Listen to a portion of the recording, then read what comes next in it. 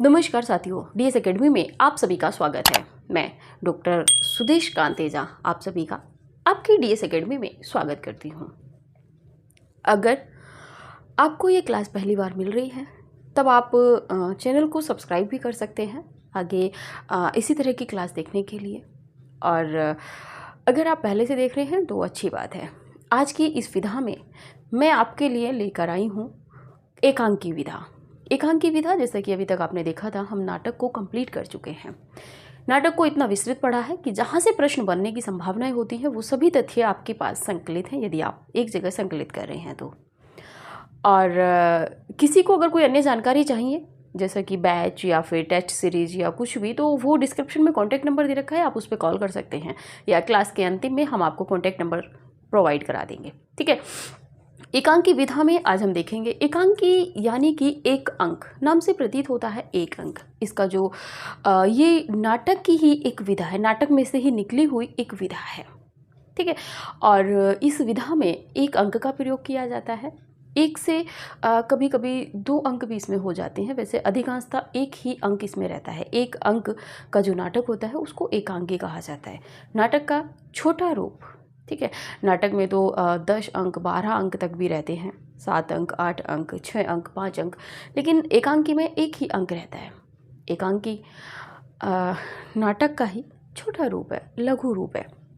इसमें जैसा कि आगे हम देखेंगे, इसके जो एकांकीकार हैं या एकांकी का जो जन्म हुआ है वो संस्कृत के नाटकों से हुआ है।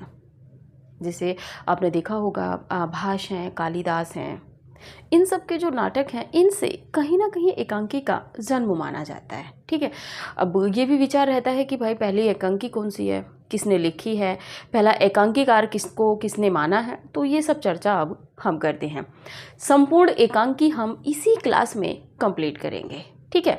तो चलिए बात करते हैं। पहले हिंदी में एकांकी नाटक की परंपरा संस्कृत नाटकों से चली आ रही है। एकांकी का जन्म कहाँ से हुआ है, तो संस्कृत नाटकों से। जयशंकर प्रसाद के नाटक एक घूंट आप सभी पढ़ चुके हैं, इससे पहले क्लासों में एक नाटकों में हमने देखा था जयशंकर प्रसाद के नाटक। और जयशंकर प्रसाद के नाटक, अब कोई बच्चा हमें ये कमेंट ना करे कि मैम नाटकों में क्या कहते हैं, जयशंकर प्रसाद जी को आपने नहीं पढ़ाया है। नहीं, जयशंकर प्रसाद जी को हमने पढ़ाया है, लेकिन काव्य में जब हमने जयशंकर प्रसाद जी को पढ़ा था हमने तब आपको पढ़ाया है। ठीक है। तो मैं पूरा निर्वाह है, यानी कि पूर्ण रूप से एक घूंट को हिंदी की पहली एकांकी माना जाता है। को प्रथम एकांकी माना जाता है, क्षमा कीजिएगा। यहाँ पे आगे बात करते हैं। डॉक्टर नगेंद्र जी का एक कथन है, वो कहते हैं कि एकांकी की टेक्निक का एक घूंट में पूरा निर्वाह है। यानी कि ये डॉक्टर नगेंद्र का कथन है कि एकांकी के लिए जो भी शर्तें चाहिए थी वो सभी एक घूंट में पूर्ण रूप से विद्यमान हैं। आगे बात करते हैं। रामकुमार वर्मा को आधुनिक एकांकियों का प्रथम रचनाकार माना जाता है। आधुनिक एकांकियों का प्रथम रचनाकार की यदि बात आएगी तो रामकुमार वर्मा रहेंगे। एकांकी का जन्मदाता या प्रथम एकांकीकार कौन है, तो जयशंकर प्रसाद रहेंगे और उनकी एकांकी एक घूंट रहेगी। बात करते हैं कि बादल की मृत्यु एकांकी है रामकुमार वर्मा जी की 1930 की। एकांकी की रचना रामकुमार वर्मा जी ने पश्चिमी नाट्य विधान को ध्यान में रखकर की है, यानी कि पाश्चात्य जो एकांकीकार हैं या नाटककार हैं उनका प्रभाव रामकुमार वर्मा जी पर है। बात कर लेते हैं प्रथम एकांकीकार कौन है और उनको किन विद्वानों ने पहला एकांकीकार माना है। बात करें जयशंकर प्रसाद जी की तो डॉक्टर नगेंद्र हैं आपके, सोमनाथ गुप्त हैं और अज्ञे जी हैं, इन्होंने पहला एकांकीकार माना है। रामकुमार वर्मा जी को मानने वाले रामनाथ सुमन हैं और भारतेंदु हरिश्चंद्र जी को भी पहला एकांकीकार किसने माना है, डॉक्टर सत्येंद्र ने। ठीक है। यहाँ पे बात कर लेते हैं नाटक व एकांकी में अंतर। नाटक व एकांकी में यदि अंतर की बात करें तो हम लिखेंगे नहीं, मौखिक रूप से आपको बता रहे हैं। नाटक जो है वो जीवन के विभिन्न पहलुओं को छूने का प्रयास करता है। क्यों? क्योंकि उसमें आपने देखा है कि बहुत सारे उसमें क्षेत्र विशेष रहते हैं। ठीक है। जब अंक अधिक रहेंगे तो क्षेत्र भी उसमें विविध हो जाएंगे, जबकि एकांकी में एक रूपता रहती है क्योंकि एक ही अंक है, उसमें क्षेत्र डिवाइड नहीं होगा, वो एक ही कथा वस्तु उसकी रहेगी। नाटक में बात करें तो नाटक में अनेक पात्र आपको देखने को मिल जाएंगे। जैसे कि आप देखेंगे मतलब आषाढ़ का एक दिन है, हालांकि कालिदास के जीवन से संबंधित है, लेकिन फिर भी उसमें कितने पात्र हैं, आते रहते हैं, घटते रहते हैं, जाते रहते हैं। हर अंक में किसी में कोई किसी का पदार्पण हो जाता है, किसी में किसी का पदार्पण हो जाता है। और एकांकी में एक तरीके से कहा जाए तो एक सीमित पात्रों की संख्या रहती है। ठीक है, जैसे कि आप कई एकांकियों में देख लेंगे। ठीक है, बात करें नाटक में अनेक अंक होते हैं, एकांकी में एक अंक होता है। ठीक है, और नाटक में यदि बात करें तो नाटक का मतलब रहता है कि उसको और भी विस्तार देना है, यानी कि अंतिम तक, चरम सीमा तक उसमें विस्तार दिया जाता है। जबकि एकांकी में किसी एक बिंदु को ही केंद्रित करके उस पर समापन किया जाता है।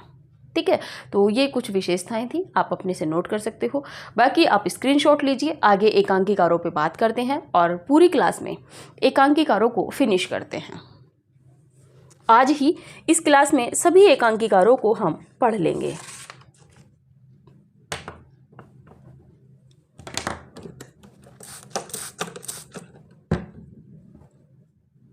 चलिए,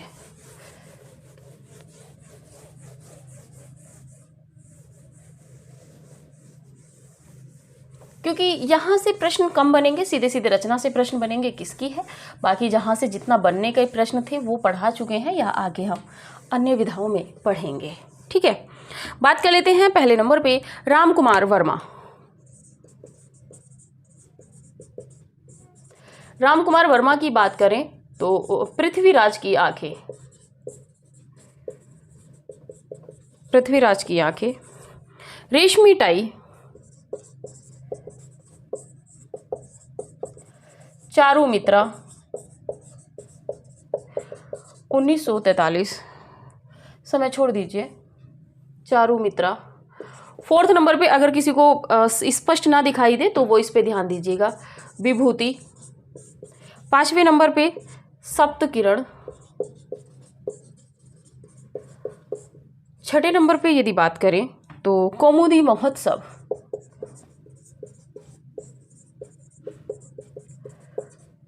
सातवें नंबर पे यदि बात करें तो ऋतुराज। आठवें नंबर पे रूप राशि। रूप राशि नहीं है, इनका रजत राशि है, गलत ध्यान रह गया। नवें नंबर पे रजत रश्मि,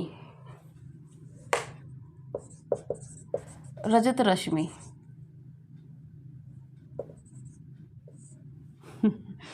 चलिए बात करते हैं, 9वें नंबर पे है आपका दीपदान। आप सभी को पता है कि पन्नाधाय के जीवन से संबंधित है, एकांकी लगी हुई भी है। बापू, इंद्रधनुष।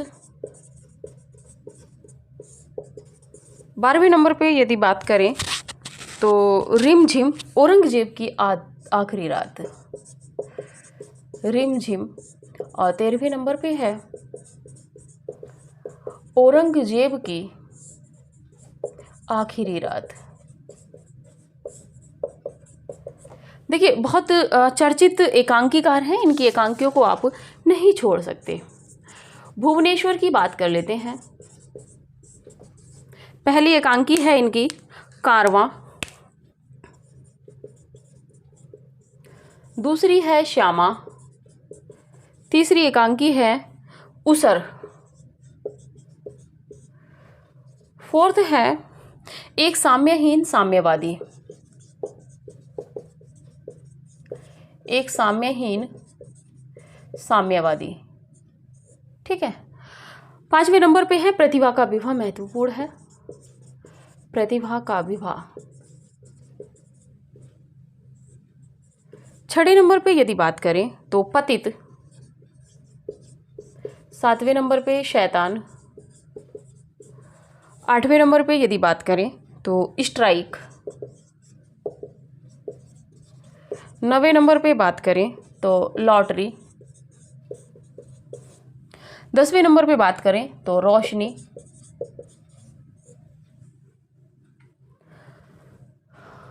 11वें नंबर पे आग तथा खामोशी। आग तथा खामोशी। 12वें नंबर पे यदि बात करें तो आज़ादी की नींद। एक ही दिन भारतवासियों ने आज़ादी की नींद ली होगी, उसके बाद से फिर से उनका शोषण होने लगा है। ठीक है। गिरिजा कुमार माथुर।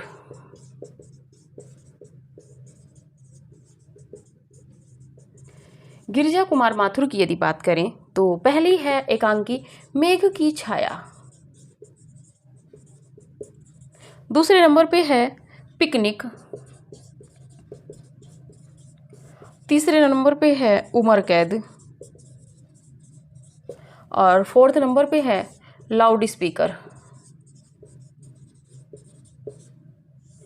इस पे भी जब देखते हैं ना कि हिंदू मुस्लिम छिड़ानी है तो लाउड स्पीकर पे ही बात आके रोक लेते हैं। इसी के साथ में अगले एकांकीकार हैं धर्मवीर भारती। धर्मवीर भारती की बात करें तो नदी प्यासी थी। अगले एकांकीकार हैं जैनेन्द्र कुमार। जैनेन्द्र कुमार की बात करें तो टकराहट। अगले एकांकीकार हैं सुदर्शन। सुदर्शन का है एकांकी है राजपूत की हार। चलिए स्क्रीनशॉट लीजिए, इसके बाद देखते हैं यदि कुछ शेष बचता है तो।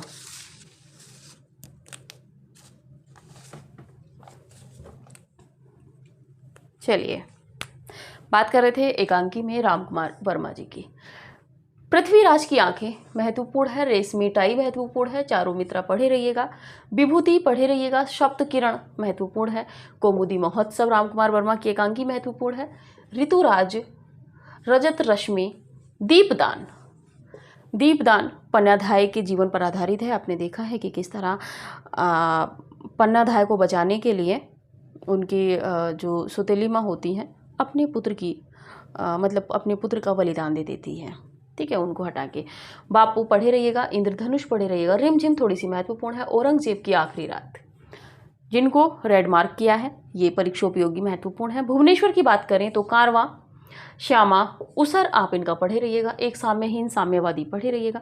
प्रतिभा का विवाह परीक्षा उपयोगी महत्वपूर्ण है। पतित, शैतान, स्ट्राइक, लॉटरी, रोशनी, आग तथा खामोशी, आज़ादी की नींद भी परीक्षा उपयोगी महत्वपूर्ण है।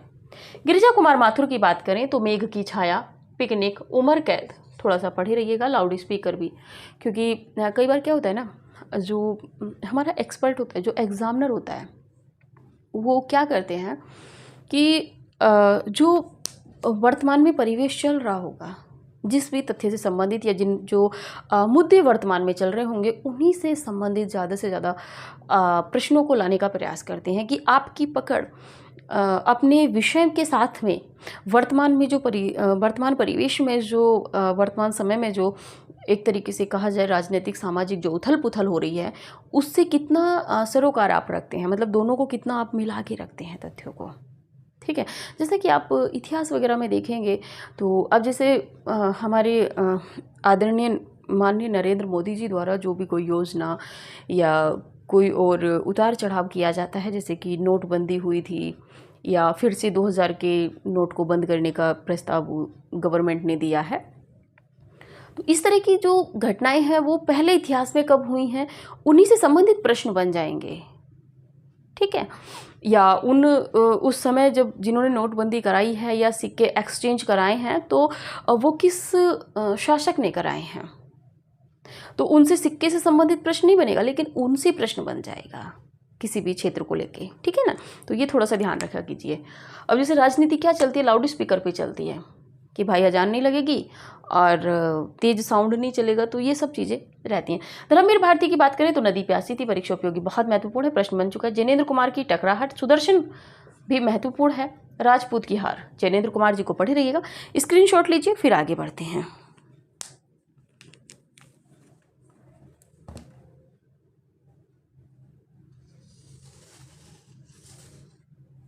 चलिए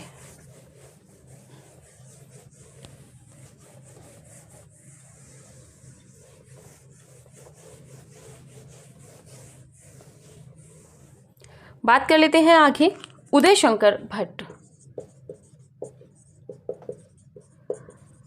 उदय शंकर भट्ट जी की बात करें तो पहली एकांकी है एक ही कब्र में, दूसरी है 10,000, तीसरी है दुर्गा, फोर्थ है नेता। 1935 1935 छठे नंबर पे बात करें तो स्त्री का हृदय, सातवें नंबर पे बात करें तो बड़े आदमी की मृत्यु,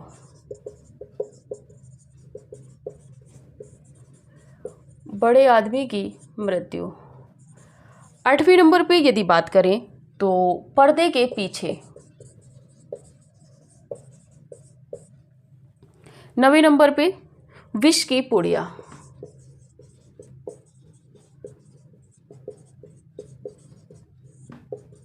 10वें नंबर पे यदि बात करें तो 10वें नंबर पे है आपकी नए मेहमान। अगले एकांकीकारों में बात कर लेते हैं उपेंद्र नाथ अश्क। उपेंद्र नाथ अश्क की बात करें तो इनकी पहली एकांकी है, इनकी एकांकियों को कई भागों में बांटा गया है, तो सामाजिक व्यंग्य एकांकी देख लेते हैं पहले नंबर पे। सामाजिक व्यंग्यात्मक एकांकी पहले नंबर पे है लक्ष्मी का स्वागत,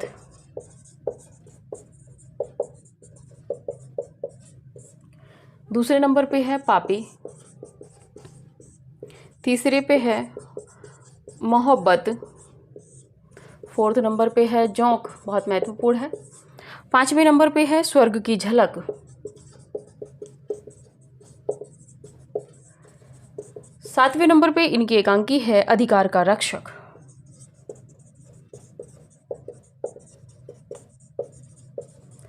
आगे बात करते हैं इनकी एकांकियों में प्रतीकात्मक एकांकी।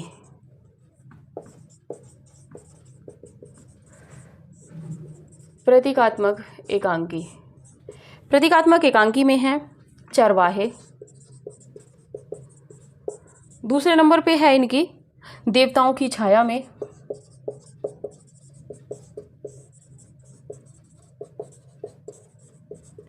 तीसरे नंबर पे है खिलाड़ी और अंधी गली। आगे है प्रहसन, प्रहसन एकांकी। प्रहसन एकांकी में बात करें तो पहले नंबर पे आएगी इनकी पर्दा उठाओ पर्दा गिराओ, पर्दा उठाओ पर्दा गिराओ।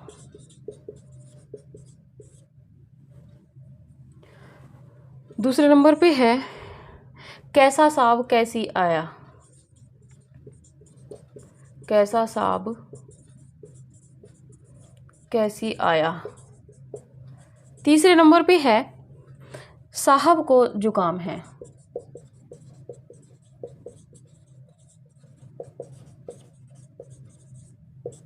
साहब को जुकाम है उपेंद्र नाथ अश्क की एकांकी है। बात करें अगले एकांकीकारों में सेठ गोविंद दास।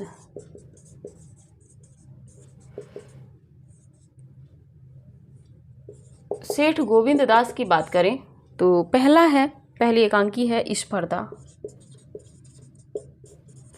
दूसरा है मानव मन, तीसरी एकांकी है मैत्री, चौथी एकांकी है वह मरा क्यों,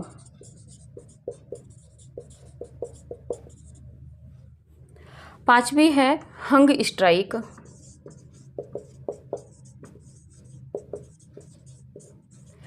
छठी एकांकी है बुद्ध की एक शिष्या। सातवीं एकांकी की यदि बात करें तो सप्तरश्मि।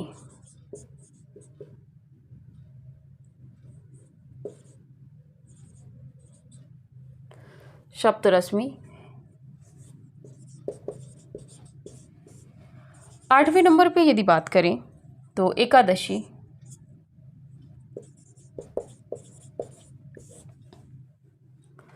नवीं पंचभूत, नहीं आगे महत्वपूर्ण नहीं है, यही महत्वपूर्ण थी, भगवती चरण वर्मा।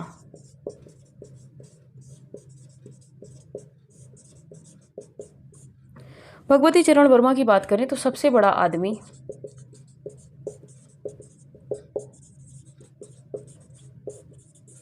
दूसरे नंबर पे है मैं और केवल मैं।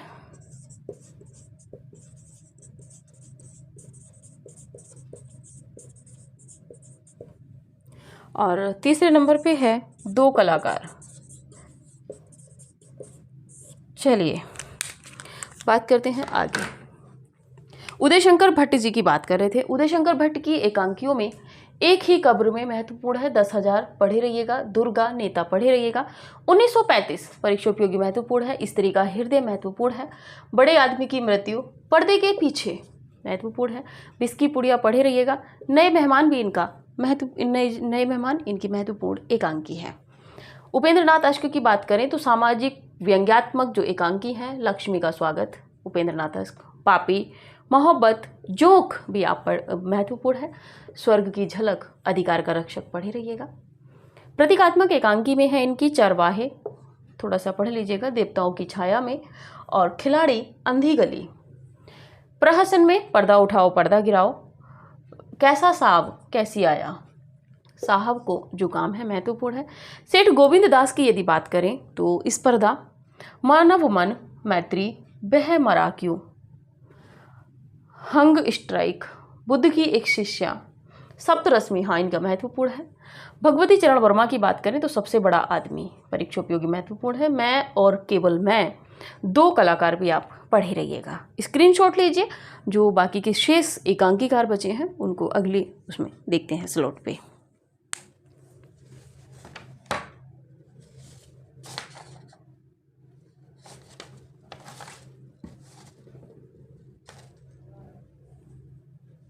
चलिए, क्योंकि एकांकी से बहुत ज़्यादा वैसे प्रश्न नहीं बनेगा, सीधे सीधे बनेगा कि कौन सी नाटक विधा की रचना नहीं है या किसकी एकांकी है, सीधा यही प्रश्न बनेगा। इससे ज़्यादा क्षेत्र पात्र यहाँ से प्रश्न नहीं बनेगा। ठीक है, जितना परीक्षा उपयोगी है उतना ही हम आपके लिए लेके आ रहे हैं। बात कर लेते हैं अगले एकांकीकारों में। जगदीश चंद्र माथुर।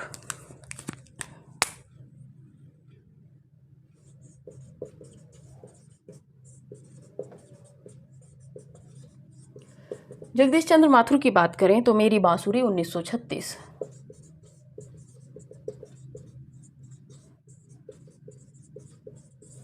दूसरे नंबर पे बात करें भोर का तारा।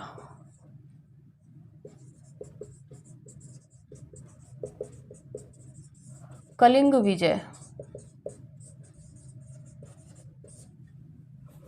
फोर्थ नंबर पे बात करें तो रीढ़ की हड्डी।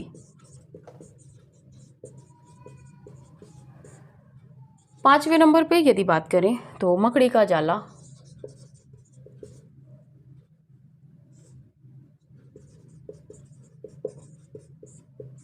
छठे नंबर पे बात करें तो खंडहर। सातवें नंबर पे बात करें तो कबूतर खाना।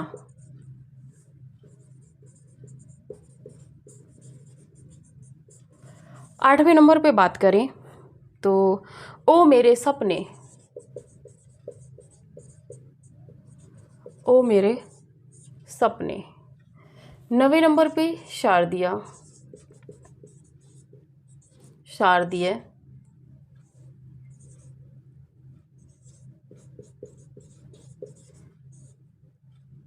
और 10वें नंबर पे बंदी। ये इनके परीक्षा उपयोगी महत्वपूर्ण एकांकी हैं। आगे बात कर लेते हैं विष्णु प्रभाकर। विष्णु प्रभाकर की बात करें तो प्रकाश और परछाई।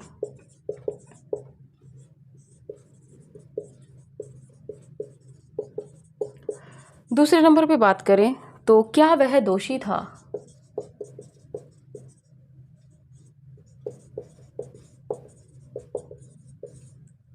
क्या वह दोषी था। तीसरे नंबर पे इंसान। फोर्थ नंबर पे 10 बजे रात।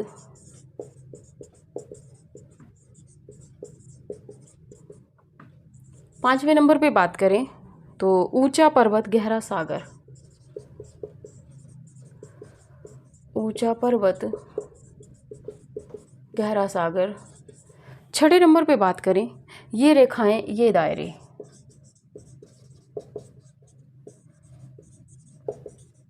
ये रेखाएं ये दायरे।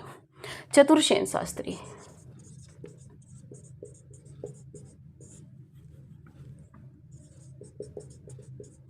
चतुर्सेन शास्त्री की बात करें तो पहली एकांकी है इनकी पन्नाधाय।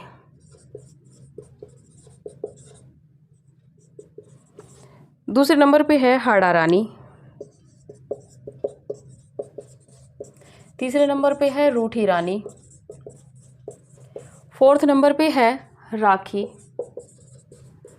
पांचवें नंबर पे इनकी एकांकी है नाटक बहुरंगी।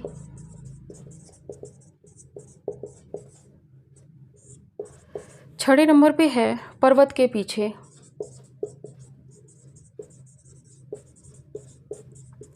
सातवें नंबर पे ताजमहल के पीछे।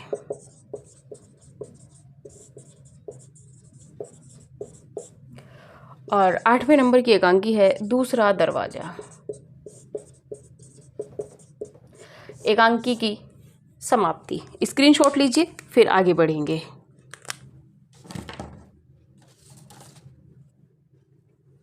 चलिए, जगदीश चंद्र माथुर जी की बात कर रहे थे तो एकांकी है मेरी बांसुरी 1936 की, परीक्षा उपयोगी महत्वपूर्ण है। भोर का तारा परीक्षा उपयोगी महत्वपूर्ण है। कलिंग विजय पढ़े रहिएगा। रीढ़ की हड्डी मकड़ी का जाला। खंडर कबूतर खाना भी इनकी परीक्षा उपयोगी है। ओ मेरे सपने। शारदिया। शारदिया भी है। कमेंट कीजिए किसका नाटक पढ़ा है। शारदिया इनका एकांकी है बंदी। विष्णु प्रभाकर की यदि बात करें तो प्रकाश और परछाई। क्या वह दोषी था। इंसान। 10 बजे रात परीक्षा उपयोगी महत्वपूर्ण है। ऊंचा पर्वत गहरा सागर पढ़े रहिएगा। ये रेखाएं ये दायरे ये भी पढ़े रहिएगा। चतुर्सेन शास्त्री जी की बात करें तो पन्नाधाय हाड़ा रानी, रूठी रानी, राखी, नाटक बहुरंगी महत्वपूर्ण है। पर्वत के पीछे, ताजमहल के पीछे और दूसरा दरवाजा। लेकिन दरवाजा पंकज बिष्ट जी का है तो इसी तरह आप ध्यान रखिएगा, दूसरा दरवाजा। ठीक है, तो ये थी आपकी एकांकी की क्लास जो आपकी कंप्लीट हुई है। यानी कि जो आपके नाटक थे वो यहाँ पे कंप्लीट हुए हैं। हमने इससे पहले दलित नाटक और आपके इस प्रमुख महिला रचनाकारों के नाटक और जो गीति नाट्य थी, ठीक है, वो भी हम देख चुके हैं। अब जो नाटक विधा थी एकांकी को लगा के, ये हमारी समाप्त हुई। अगली क्लास से हम निबंध में प्रवेश करेंगे जिसका आपको बेसब्री से इंतज़ार रहता है। ठीक है, क्योंकि जब हम एक विधा में चलते हैं तब हमें अगली विधा का इंतज़ार रहने लगता है। जैसे होता है जब हम छोटे होते हैं तो आपका कदम मुझे नहीं पता, लेकिन मेरा जो मस्तिष्क था वो हमेशा ये बोलता था, जैसे मैं अपने सीनियर से किसी से मिलती थी पता चलता था, जब मैं बीए में थी तो पता चलता था कि वे बीए फाइनल में हैं या एमए में हैं, तो हम सोचते थे कि हम कब आएंगे बीए फाइनल तक। ठीक है, लेकिन समय कब गुजर जाता है पता नहीं चलता। तो उस समय की जो जिज्ञासा रहती है कि हम कब पहुंचेंगे, तो वही आपका है। नाटक आप पढ़ रहे थे लेकिन आपका मस्तिष्क था कि मैम अगली कौन सी विधा लेके आएंगी, निबंध की आलोचना। ठीक है, तो अब यहाँ पे आपकी नाटक विधा एकदम कंप्लीट हुई है। जितनी परीक्षा उपयोगी थी वो मैंने आपको कवर कराया है। इसी के साथ में अगर आपको टेस्ट या किसी अन्य तथ्य से जानकारी चाहिए, आप स्क्रीनशॉट ले लीजिए। शायद स्क्रीनशॉट नहीं दिलाया है आपको अभी। चलिए, आपको कोई जानकारी लेनी है तब आप हमें कॉल करेंगे 9568802463। इसमें टेस्ट या और भी कोई जानकारी चाहिए तब आप इस नंबर पे कांटेक्ट करके जानकारी ले सकते हैं। टेस्ट सीरीज़ में अगर आपको डेमो टेस्ट पेपर वगैरह देखना है, वैसे आवश्यकता नहीं है आपको, लेकिन फिर भी अगर आप मन की आत्मसंतुष्टि चाहते हैं तब आप मन की शांति के लिए, संतुष्टि के लिए आप इस नंबर पे व्हाट्सएप मैसेज कीजिएगा। TGT PGT test demo paper आपको प्रेषित कर दिया जाएगा। ठीक है, तो अभी की क्लास यहीं तक रखते हैं, मिलेंगे अगली क्लास में निबंध विधा के साथ में। तब तक के लिए नमस्कार।